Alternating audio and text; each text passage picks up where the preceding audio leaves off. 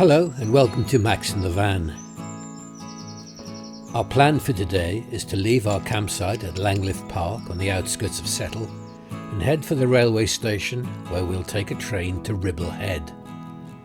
There we'll explore the famous Ribblehead Viaduct and complete a circular walk of about 6 kilometres.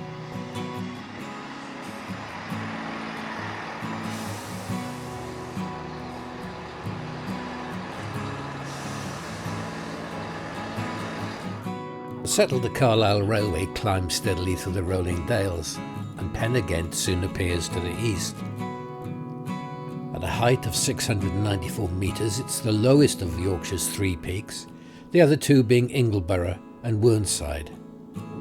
It lies just over 3 kilometres east of Horton in Ribblesdale, where the railway station is a popular starting point for those planning to climb the fell.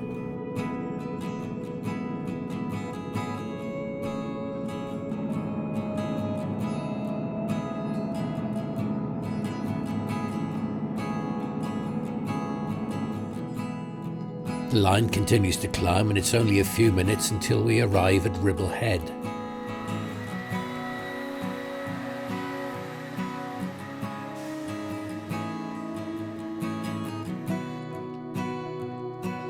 The platforms here are offset and so care must be taken when crossing the tracks to the exit.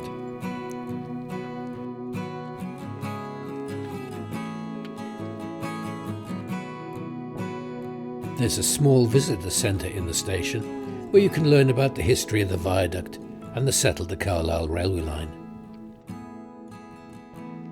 From the car park we drop down to the Station Inn, a very popular destination with walkers.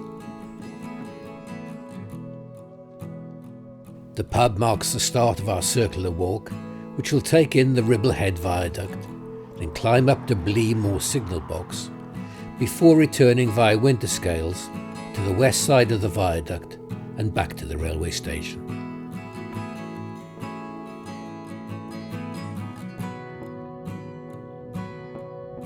From the pub we drop down the road until a gravel path leads off to the left.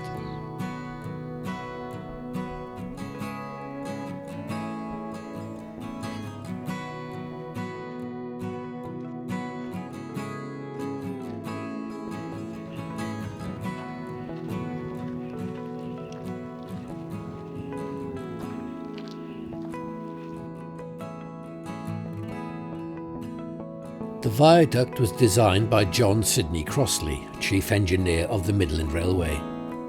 Construction began in late 1869, with up to 2,300 men being employed on the structure. A temporary township was set up alongside the viaduct on Batty Moss, and the workforce and their families were housed in the encampments of Batty Wife Hole, Sebastopol and Belgravia. Townships are now long gone, but evidence can still be seen of the old navvies camps, which have now, together with the viaduct, been given scheduled monument status. The viaduct stretches for over 400 metres and consists of 24 arches, each of which is approximately 14 metres wide. At its highest point, the railway line runs 32 metres above the valley floor. Over 1.5 million bricks were used in the construction of the arches, with huge blocks of limestone, some weighing up to 8 tons, being used for its base. When work was completed, a single trackway was laid on top, and the line was opened for freight traffic in 1875.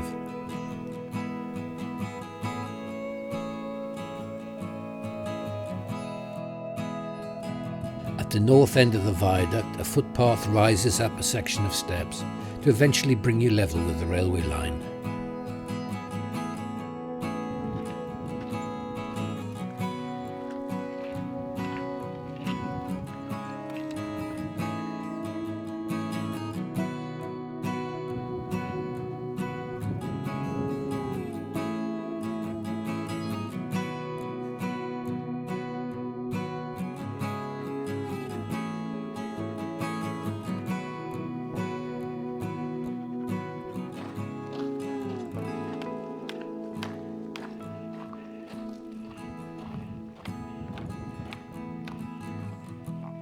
Ignoring the tunnel off to the left, the way ahead continues to rise steadily and after 500 metres arrives at a second tunnel under the railway line, at Turf Hill.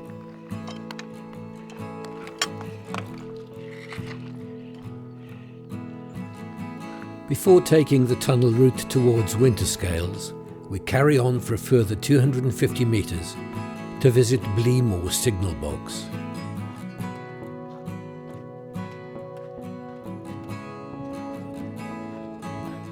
Along this section there are fine views looking back towards Ingleborough, while off to the left, standing at a height of 736 metres, is the huge flank of Whernside, the third of Yorkshire's three peaks.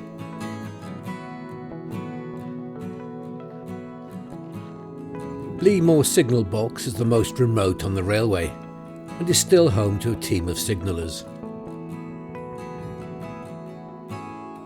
About 30 trains pass Bleemore every 24 hours, including 23 passenger trains.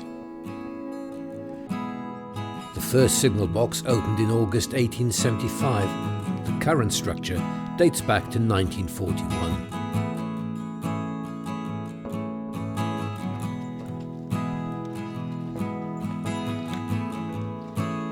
Retracing our route back to the tunnel, we now follow the path under the railway line and head towards Winterscales Farm and Beck.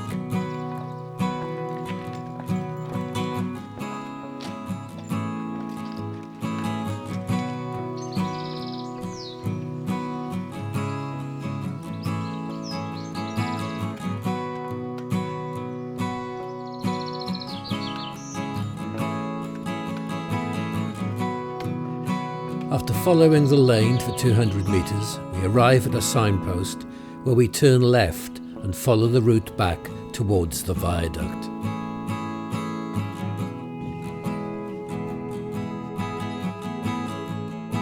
After crossing the beck once again and heading through a farmyard, the landscape opens up and there are fine views towards Ingleborough, while ahead lies the majestic Ribblehead Viaduct, where we can pick up the footpath that returns to the pub and then on to the railway station.